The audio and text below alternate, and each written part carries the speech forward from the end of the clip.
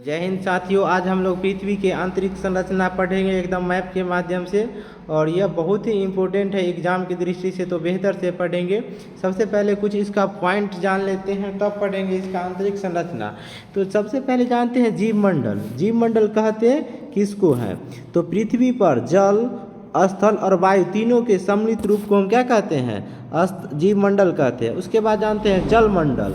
तो जल से क्या होता है? पानी। तो पृथ्वी पर सबसे ज़्यादा क्या है? जल है। कितना प्रतिशत जल है? तो पृथ्वी पर 71% जल है। तो पृथ्वी को हम लोग नीला ग्रह क्यों कहते हैं? तो नीला ग्रह इसलिए कहते हैं कि पृथ्वी पर 71% जल है, जिससे पृथ्वी हमारा कैसा दिखाई देता है? अंतरिक्ष से नीला। और पृथ्वी पर जल के साधन क्या है? महासागर हो गया, नदी, झील, ये सब क्या है? पृथ्वी पर जल के स्रोत है। उसके बाद जानते हैं हम भूमंडल। तो भूमंडल किसको? पृथ्वी के ठोस भाग को हम क्या कहते हैं? भूमंडल कहते हैं। और यह महाद्वीपीय और महासागर दोनों को सम्मिलित रूप को हम क्या कहते हैं? भूमंडल। अब उसके बाद जानते हैं वायुमंडल। तो वायुमंडल किसको कहेंगे? तो पृथ्वी के चारों ओर जो गैस के आवरण पाया जाता है उसको क्या कहते हैं? उसको हम वायुमंडल कहते हैं। क्या कहते हैं? वायुमंडल। अब वायुमंडल में कितना प्रतिशत गैस पाया जाता है? तो नाइट्रोजन के प्रतिशत कितना है? 78। कितना परसेंट वायुमंडल में नाइट्रोजन है? 78%। फिर ऑक्सीजन की मात्रा कितना है? 21%। उसके बाद जानते हैं हम पृथ्वी के आंतरिक संरचना। देख रहे हैं पृथ्वी के हमारा जो पृथ्वी एक ज्वेट आकार यानी कि कह सकते हैं नारंगी के आकार में है। यह पूर्ण गोलाकार नहीं है। तो पृथ्वी के आंतरिक भाग को स्वेक्स एक स्वीडिश वैज्ञानिक थे जिन्होंने 3 भागों में बांटे थे। कौन कौन? सील, सीमा और नीफे। कौन कौन भाग में? 3 भागों में बांटे थे, सील, सीमा और नीफे। तो इसे सील, सीमा, नीफे का अर्थ हम भी जान लेते हैं। सील से क्या होता है? SIL। सील से होता है सिलिकॉन। तो पृथ्वी के भूपरपट्टी पर सबसे ज़्यादा क्या पाया जाता है? सिलिकॉन। एल से क्या होता है? एल्युमिनियम। क्या हो जाता है? एल्युमिनियम। तो एल्युमिनियम और सिलिकॉन पृथ्वी के भूपरपट्टी पर सबसे ज़्यादा पाया जाने वाला क्या है? तत्व है। तो तत्व को भी हम 3 भाग में बांट देते हैं। कितने भाग में? तत्व के 3 भाग में बांटते हैं, धातु, अधातु और उपधातु। तो सिलिकॉन क्या है? उपधातु है। और उपधातु ये सब चैप्टर पढ़िएगा एलिमेंट के बारे में, तो जिसमें धातु और धातु दोनों के गुण पाया जाता है उसको क्या कहते हैं? उपधातु कहते हैं।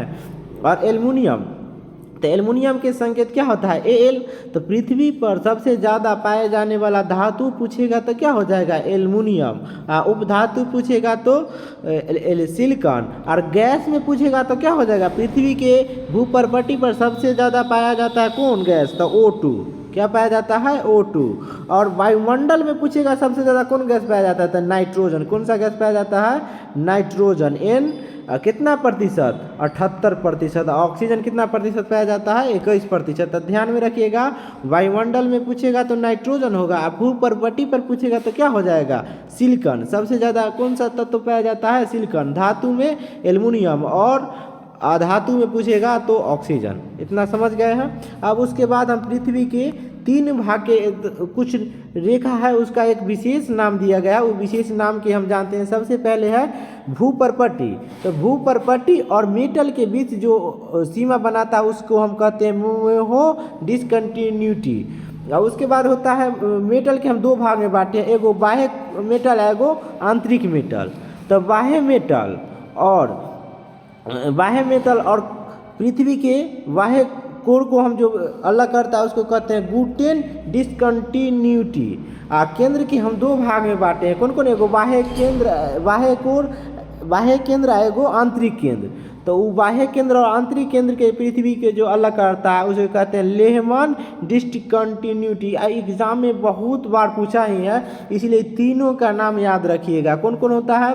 पृथ्वी के भूपरपट्टी और जो बाह्य मेटल को अलग करता है उसे मोहो डिसकंटिन्यूटी, और जो पृथ्वी के आंतरिक मेटल और पृथ्वी के बाह्य केंद्र के जो अलग करता है गुटेन डिसकंटिन्यूटी, और पृथ्वी के आंतरिक केंद्र और बाह्य केंद्र और आंतरिक केंद्र को जो अलग करता है उसके लेहमन डिसकंटिन्यूटी कहते हैं। तो इतना ध्यान में रखिएगा। और उसके बाद जो जानते हैं मेटल, पृथ्वी के जो मेटल वाला भाग है उसको क्या कहते हैं? White of earth. क्या कहते हैं? White of earth. और पृथ्वी के जो मेटल में सबसे ज़्यादा कौन सा चट्टान पाया जाता था? बेसाल्ट चट्टान। कौन सा चट्टान पाया जाता है? बेसाल्ट चट्टान। पूछेगा पृथ्वी के मेटल वाला भाग में कौन सा चट्टान पाया जाता है? तो बेसाल्ट चट्टान, हमेशा ध्यान में रखिएगा। ये सब एग्जाम की दृष्टि से मोस्ट VVI है। अब जानते हैं पृथ्वी की आप लोग त्रिज्या पढ़े होंगे, तो पृथ्वी के त्रिज्या कितना है? तो पृथ्वी के त्रिज्या है ऐसे लोग सब 6400 याद किए हुए हैं, पर 6400 एग्जैक्ट नहीं होता है। कितना होता है? 6370 किलोमीटर। कितना है? पृथ्वी का त्रिज्या 6370 किलोमीटर। अब पृथ्वी का घनत्व जानते हैं, तो घनत्व के पहले ये सब साइंस में पढ़ना होता है। घनत्व बराबर क्या होता है? द्रव्यमान बटे आयतन। क्या होता है? द्रव्यमान बटा में आयतन। और घनत्व क्या मतलब कितना ठोस है वह दर्शाता है। तो पृथ्वी के जो भूपर्पटी है ना, वो उसका घनत्व कम है। कितना? केंद्र पर 3 ग्राम सेंटीमीटर क्यूब। और वहीं केंद्र में इसका घनत्व देखिएगा, केंद्र में, तो केंद्र में इसका घनत्व ज़्यादा है। केंद्र में घनत्व कितना है तो देखिए, केंद्र में पृथ्वी के 13 ग्राम सेंटीमीटर क्यूब होता है। यानी कि यहाँ पृथ्वी के केंद्र एकदम में घनत्व मतलब यहाँ पे ठोस जब बहुत ज़्यादा है। तो और उसके घनत्व पढ़ लेने के बाद हम जानते हैं पृथ्वी के औसत घनत्व कितना होगा। औसत पूछता है तो 5.5 ग्राम सेंटीमीटर क्यूब। यानी कि औसत मतलब क्या होता है? जो नीचे सब के मिला करके कितना होगा? ठोस, द्रव, गैस, पृथ्वी के सभी भाग को हम जानते हैं, तो कितना हो जाएगा घनत्व? 5.5 ग्राम सेंटीमीटर क्यूब, याद रखिएगा। और पृथ्वी के जो भूपर्पटी है वो ठोस अवस्था में होता है। कौन सा अवस्था में? ठोस। फिर मध्य में हो जाता है द्रव, और फिर जो केंद्र में होता है वो कौन अवस्था में होता है? ठोस अवस्था में। कौन सी अवस्था में? ठोस अवस्था में। और फिर पृथ्वी के जानते हैं मेहो डिसकंटिन्यूटी सब जान गए। अब पृथ्वी के उत्पत्ति कैसे हुआ उसका भी हम सिद्धांत जानते हैं। पृथ्वी के उत्पत्ति के, तो पृथ्वी के उत्पत्ति के सिद्धांत और सबसे पहले अल्फ्रेड ब्रेगर साहब ने दिए थे, और उन्होंने महाद्वीपीय विस्थापन का भी सिद्धांत दिए थे कि द्वीप कैसे पृथ्वी का, हमारा द्वीप जो वर्तमान स्वरूप है, कैसे कैसे बंटते गया है। तो पृथ्वी एक सबसे पहले पेंकिरिया था, यानी कि एकदम गोला के रूप में। आज तो देख ही रहे हैं अलग अलग में बटा हुआ है बहुत सारा द्वीप में। पहले द्वीप नहीं था। आज से 26 लाख वर्ष पूर्व पृथ्वी एक गोला की तरह था। इसमें महान विस्फोट हुआ जिससे पृथ्वी की क्या हुआ? 2 भाग में बट गया। कौन कौन भाग में? एक अंगारा लैंड, एगो गोंडवाना लैंड। तो अंगारा लैंड और गोंडवाना लैंड में भी दो धीरे धीरे बढ़ते बढ़ते बढ़ते 12 लाख वर्ष पूर्व गोंडवाना लैंड से भी कुछ भाग टूट गया, तो उसका अलग अलग नाम पड़ा। उस सभी भाग का हम नाम जानते हैं। जैसे देखिए यहाँ पे है गोंडवाना लैंड, यहाँ पे 33 सागर था, एगो अंगारा लैंड। तो गोंडवाना लैंड अंगारा लैंड दोनों आपस में टकराया। उसके बाद क्या आप लोग देखे हुए दुनिया के सबसे ऊंचा पर्वत माउंट एवरेस्ट है, ये दोनों को टकराने के बाद यहाँ पे बीच में कौन 33 सागर था। उसे हिमालय से पहले वहाँ पे कौन सा सागर था? 33 सागर। तो वो टकराने के बाद उसमें कुछ कचरा और रहा होगा, तो ऊपर की ओर जैसे कोई भी चीज़ के टकराइएगा तो टकराने के बाद इधर से आया कोई वस्तु, इधर से भी आया, तो बीच वाला चीज़ कहाँ ऊपर की ओर उठ जाता है ना, तो वही हिमालय बन गया। क्या बना? हिमालय। और फिर धीरे धीरे बढ़ते बढ़ते बढ़ते बहुत सारा, तो अब पृथ्वी के 8 गो महादेश में, कितना महादेश में बट गया था?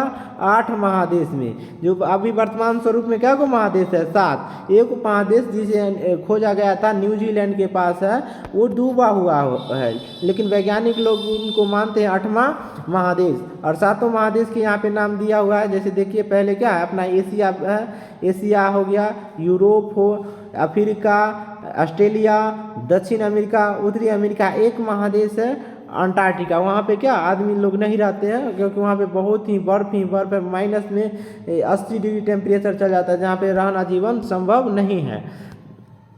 अब जानते हैं पृथ्वी की उत्पत्ति के सिद्धांत भी जान गए हैं, और पृथ्वी के सिद्धांत। और पृथ्वी के सबसे जो बड़ा महादेश कौन है? अपना एशिया है, जनसंख्या और क्षेत्रफल के दृष्टि से। तो धन्यवाद दोस्तों।